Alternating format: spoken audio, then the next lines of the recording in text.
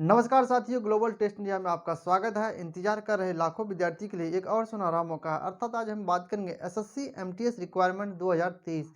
उसका notification out हो चुका है। आज हम उसी के बारे में जानेंगे कि कौन कौन से विद्यार्थी उसको भर सकते हैं, टोटल पोस्ट कितना है, सिलेक्शन प्रोसेस क्या है, अप्लाई डेट क्या है, उन तमाम सारी बातों को जानेंगे जो कि नोटिफिकेशन में दिया गया है।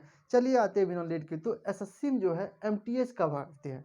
एमटीएस और हवलदार ये एक साथ आता है, जो कि 10th लेवल का ये होता है। हम लोग उसको भी देखेंगे कि हवलदार में टोटल क्या एलिजिबिलिटी चाहिए, एमटीएस में इसके लिए क्या सिलेक्शन प्रोसेस होना है, उनको भी हम लोग बारी बारी से देखेंगे। अगर हमारे चैनल में नए हैं तो चैनल को सब्सक्राइब कीजिए, ताकि कोई भी अगर लेटेस्ट वैकेंसी, चाहे वो भारत सरकार की हो चाहे वो राज्य सरकार की हो, आता है तो सबसे पहले आप तक पहुँच पाए। ठीक है, चलिए। तो एमटीएस में जो है हवलदार और एमटीएस दो पद है।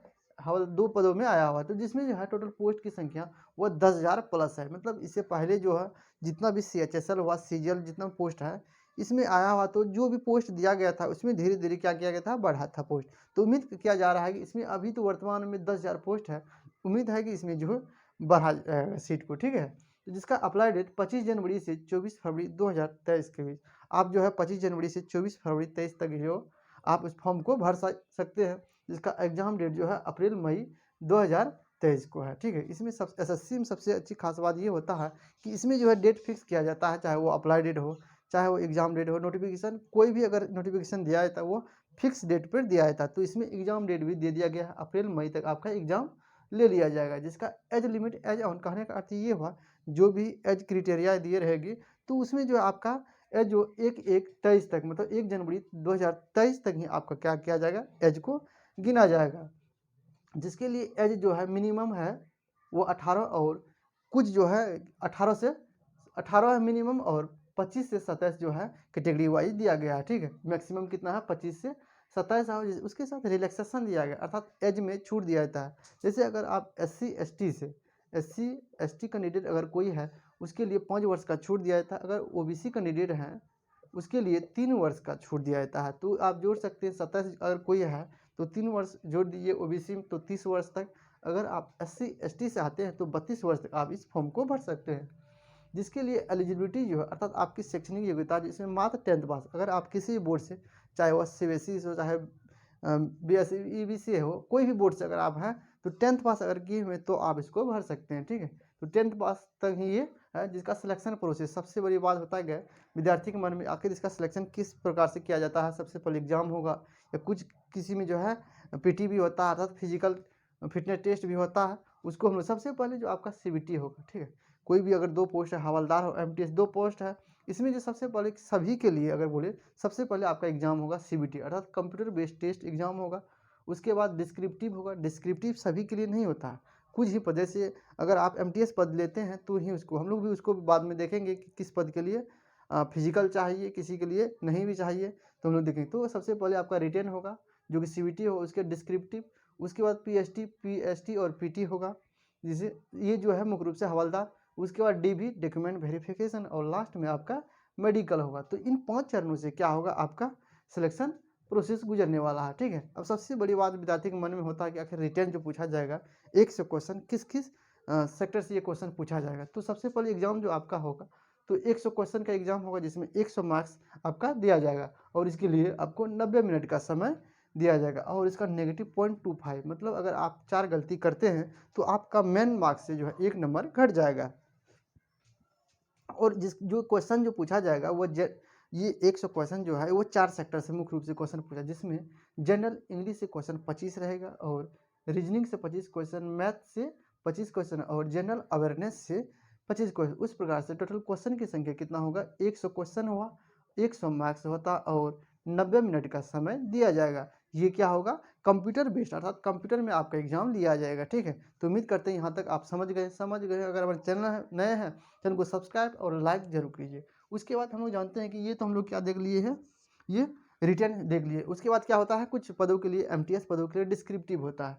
डिस्क्रिप्टिव में सबसे पहले आपका क्या किया जाएगा, शॉर्ट इसे और लेटर, ये 2 चीज़ आपसे किया जाता है। अर्थात इसे लिखने के लिए कहेगा, और लेटर लिखने, चाहे आप हिंदी में लिखे या इंग्लिश में, दोनों ऑप्शन आता है। चाहे आप हिंदी में लिखिए या इंग्लिश में लिखिए। ठीक है, इंग्लिश में, ये आपका जो चॉइस होता है, ये दोनों जो है क्या होता है, टोटल 50 मार्क्स का ये पूछा जाता है और 30 मिनट इसके लिए समय दिया जाता है। इसी और लेटर दोनों लिखना है आपको, चाहे आप हिंदी में लिखिए ये इंग्लिश में लिखिए, दोनों आपका चॉइस होता है। हिंदी इंग्लिश में किसी एक में लिखिए और इसमें 50 मार्क्स रहता है और 30 मिनट का आपको समय दे। इसमें से वर्ड जो है सिर्फ क्वालिफाई करना है, इसमें आपका मार्क्स नहीं जुटेगा, सिर्फ आपको क्या करना है, इसमें क्वालिफाई और सिर्फ पास करना है, ठीक है। तो उम्मीद करते हैं ये समझ। तो ये रिटन हुआ और ये डिस्क्रिप्टिव, ये जो है मुख्य रूप से एमटीएस पद के लिए है, ठीक। हमने पहले ही बताया था कि एमटीएस एंड क्या है, हवलदार पद है, ठीक है।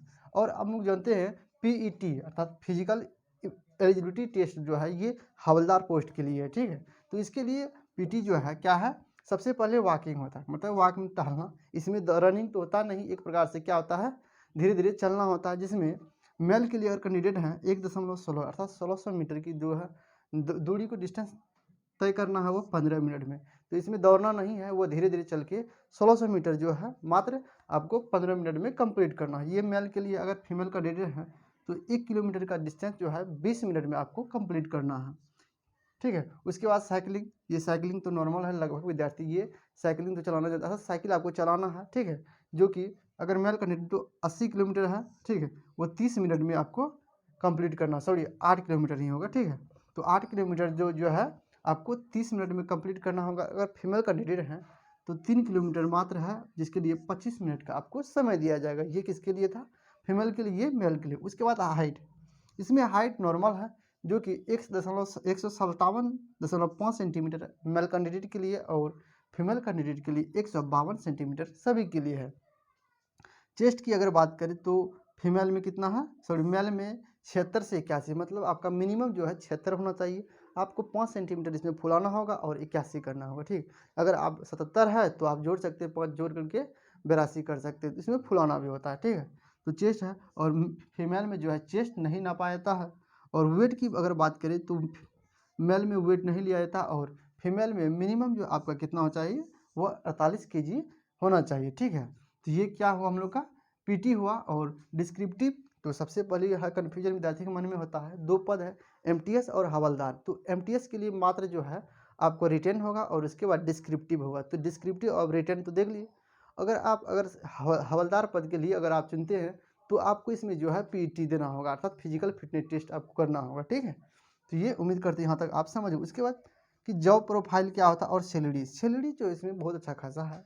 इसमें जो है मिनिमम आपका सैलरी जो जाएगा वो 25,000 प्लस सैलरी होगा, जो कि बेसिक ये सैलरी होगा। इसमें महंगाई भत्ता हुआ तमाम प्रकार के अलाउंस अगर जोड़ा जाता है तो ये आपका जो है सैलरी 30,000 से पार होने वाला है। 30,000 पार आपका लगभग सैलरी जाता है। और जॉब प्रोफाइल की बात अगर बोले तो आपका विभिन्न प्रकार का जो मंत्रालय है, एमटीएस पद से अगर जो है विभिन्न प्रकार के मंत्रालय है उसमें आपका काम होगा, ठीक है।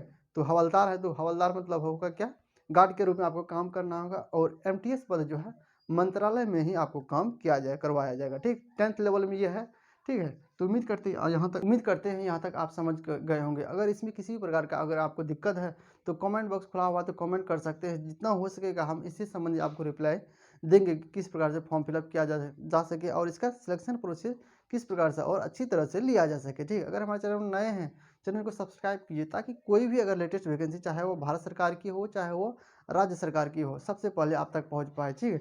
चलिए मिलते हैं नेक्स्ट अपडेट में, तब तक के लिए धन्यवाद।